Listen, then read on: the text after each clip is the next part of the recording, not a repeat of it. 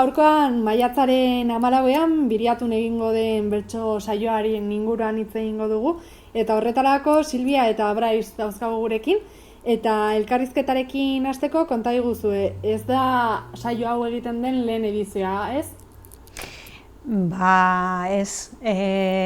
Ikastola sortu zen 2015ko iraian, eta udaberri horretan egin zen lehenengo bertso saioa, hau da 5. ekitaldia. Horixe da, 5. edizioa da jada, 5. edizioa izan da, imaginatzen dut, jada errotutako ekintza bat izango dela herrian, ez da?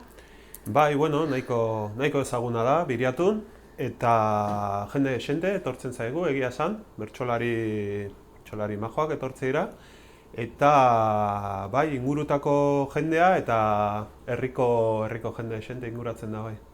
5 edizio dira, aurreko 2 urteetan ezin izan da egin pandemiarengatik, imaginatzen dut beraz, aurten gogo gehiagorekin hartuko duzuela, ez da?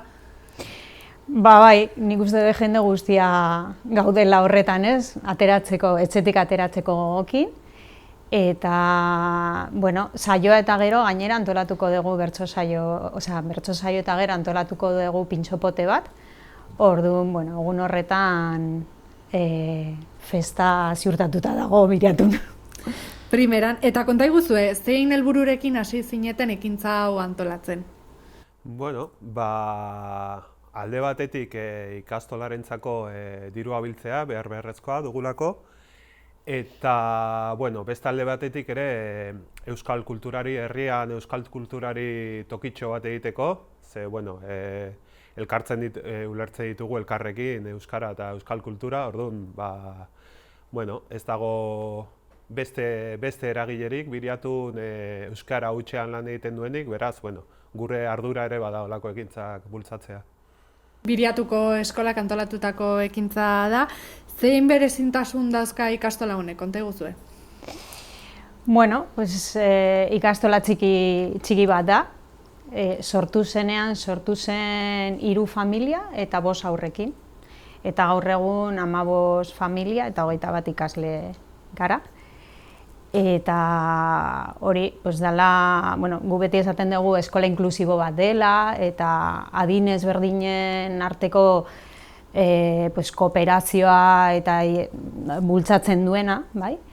Gero ez dakit, 2 urte terditik 11 urte arte dazkagu umeak, eta ez dakit, murgiltzeko ereduan dago sartua, euskaraz aritzen da, eta gero ere frantsesa ezagupena ematen da 6 urtetik aurrera. Eta hori izango nuke, inguruneko giroan sartua, osea, naturako ingurunean sartua dagola eta herriko giroan eta polita da ere, adin ezberdinetakoak nahazten direla, elkarrekin jolasten dutela eta, bueno, bai, interakzio hori eta kooperazio hori oso polita da. Eta ondo azaldu zuen moduan, ikastolatik antolatutako ekintza da, beraz imaginatzen dut, ikastola bertan ere, nolabaiteko onura utziko duela ekitaldi honen antolakuntzak, ez? Bai, hori da. Bueno, onura ekonomiko bat, inguruko enpresak eta kolaboratzen dutelako, eta beraiek modu hortan ere parte hartzen dute proiektu hortan, eta, bueno, bere babesa ematen digute, sentitzen gera beraiek babestuta. Eta onura, lehen esaten genuena, kulturalki ere aportatzen diegula zerbait herriari, eta hori ere garrantzitsua da.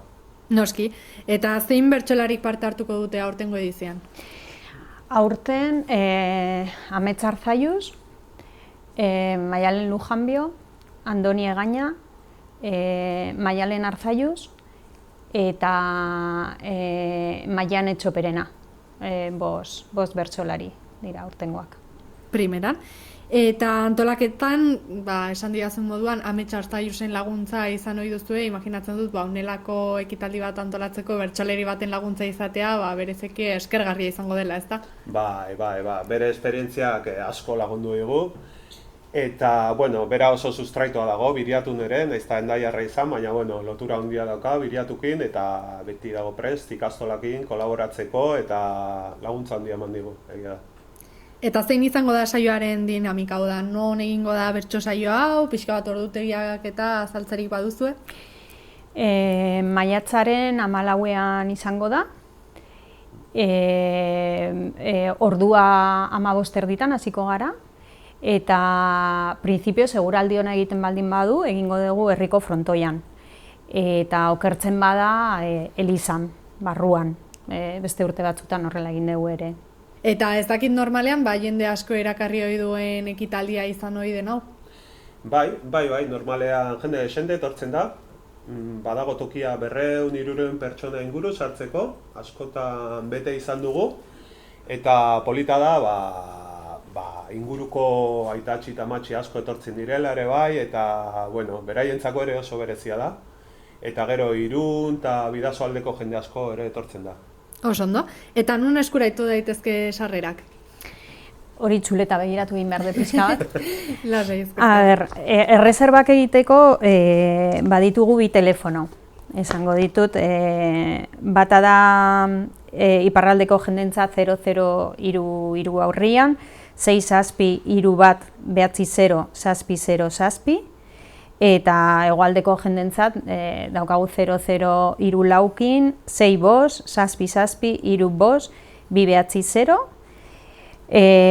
gero posten bidez ere, dala bertso saio biriatu 22@gmail.com, edo hauek erreserbak egiteko, edo erosi daitezke saia tabernan, bai.